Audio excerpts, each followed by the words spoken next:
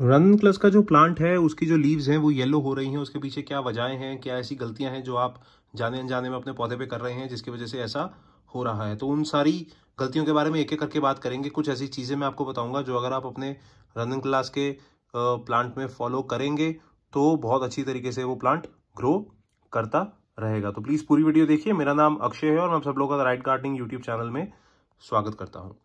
दोस्तों, पहले हमें समझना पड़ेगा रनन क्लस का जो प्लांट है वो अपनी जो लीव्स हैं वो येलो क्यों कर रहा है। उसके पीछे एक वजह है, एक बड़ा ही लॉजिकल रीजन है। जब कभी भी किसी भी तरीके के स्ट्रेस में आपका पौधा होता है वो उसकी पत्तियां पीली पड़नी शुरू हो जाती हैं। तो आपको समझना पड़ेगा कि किस स्ट्रेस की वजह से उसकी जो पत्तियां हैं वो पीली पड़नी शुरू हो रही हैं। रनन क्लस का जो प्लांट है वो एक सीजनल प्लांट है। विंटर्स में फ्लावरिंग करता है, अप्रैल तक ग्रो करता है अच्छा, और उसके बाद जब टेम्परेचर्स बढ़ जाते हैं, थोड़ी गर्मियां आनी शुरू हो जाती हैं, तब ये पौधा धीरे धीरे मरना शुरू हो जाता है। तो अब जो ग्रोइंग सीजन है उसके दौरान कुछ ऐसी चीज़ों का ध्यान रखना है कि आपकी जो प्लांट की लीव्स हैं वो पीली पड़नी ना शुरू हो। तो ये आप देख सकते हैं मेरे प्लांट की भी कुछ लीव्स जो हैं वो पीली पड़ रही हैं। नीचे वाली जो लीव्स हैं वो येलो हो रही हैं। हो सकता है, और ये बड़ा ही नेचुरल सा सिम्टम है प्लांट का, नीचे वाली जो लीव्स हैं वो येलो होती रहती हैं। ऊपर वाली जो लीव्स हैं वो भी कुछ कुछ येलो हो रही हैं, लेकिन ज़्यादातर येलो नहीं होनी चाहिए। तो सबसे पहली जो वजह हो सकती है वो है ट्रांसप्लांट शॉक। जब कभी भी आप अपने प्लांट को नर्सरी से लेके आएंगे और अपने गार्डन में लगाएंगे तो एक अलग एनवायरनमेंट में आपका प्लांट नर्सरी में ग्रो हो रहा था और यहाँ पे आके एक अलग एनवायरनमेंट में ग्रो हो रहा है। तो ये जब एनवायरनमेंट का बदलाव आता है तो प्लांट को एक शॉक महसूस होता है जिसको कहते हैं ट्रांसप्लांट शॉक, क्योंकि उसका एनवायरनमेंट एकदम से चेंज हो जाता है। इसमें आपने कुछ नहीं करना, आपने अपने प्लांट को टाइम देना है रिकवर करने के लिए, और आपका प्लांट ऑटोमेटिकली इससे ठीक हो जाएगा।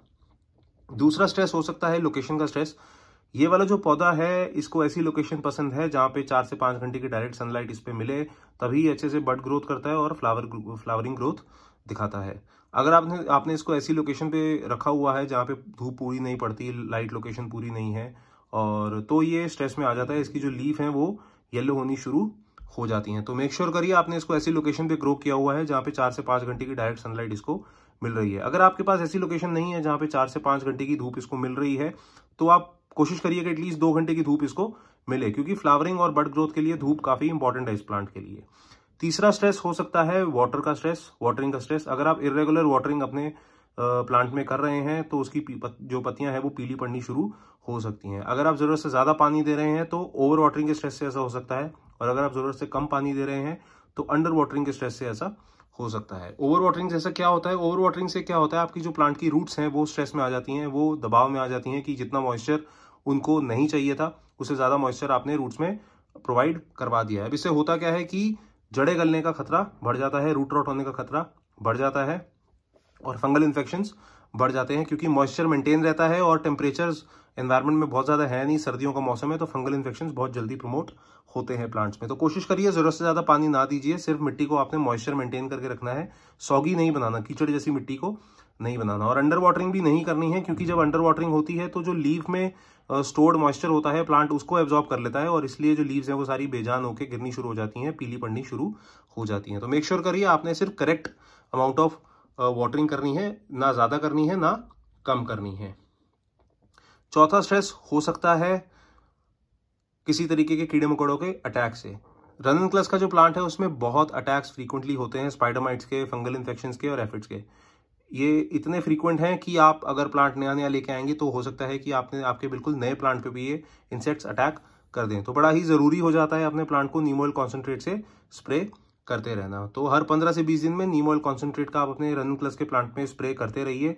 इसकी जो बॉटल है वो मार्केट में आसानी से अवेलेबल है, आसानी से मिल जाती है, और जो बॉटल है उस पर इंस्ट्रक्शंस हाउ टू यूज होते हैं, आप उनको आसानी से पढ़ सकते हैं और बेझिझक होके अपने प्लांट में यूज कर सकते हैं। ये कम्प्लीटली ऑर्गेनिक सोल्यूशन है, कम्प्लीटली सेफ है। मैं खुद पर्सनली अपने प्लांट में इसको फॉलो करता हूँ और अभी तक मुझे कोई इशू देखने को नहीं मिला है। तो ये 4 चीजें मैंने आपको बताई रनन क्लस के प्लांट के बारे में, जो अगर आप फॉलो करेंगे तो आपका प्लांट हेल्दी रहेगा, उसमें कोई भी जो लीफ है या बाकी इशू नहीं आएंगे, पत्तियां भी हरी भरी रहेंगी, पीली पत्तियां नहीं आएंगी, और प्लांट भी किसी तरीके के स्ट्रेस में नहीं आएगा। तो ये चीजें फॉलो करिए और देखिए आपका फिर रनन क्लस का प्लांट कितनी बढ़िया तरीके से फ्लावरिंग करता है। अगर ये वीडियो आपको अच्छी लगी तो प्लीज लाइक कमेंट शेयर जरूर कर दीजिए, और अगर इस वीडियो के बारे में आपको कुछ भी सवाल है, कुछ पूछना चाहते हैं तो प्लीज कमेंट करके मुझे आप बताइए, मैं आपको उसका जवाब दूंगा। और ये ज्यादा से ज्यादा वीडियो अपने दोस्तों के साथ शेयर करिए ताकि वो भी इस वीडियो को देख सकें और रनन क्लस के प्लांट को ग्रो कर सकें। और अगर आप मेरे चैनल पे पहली बार आए हैं तो प्लीज़ सब्सक्राइब का बटन दबाना ना भूलें, ताकि रेगुलरली ऐसे ही प्लांट अपडेट्स आपको आके मैं शेयर करता रहूँ। तब तक के लिए अपना बहुत सारा ध्यान रखिए friends. Thank you, good bye.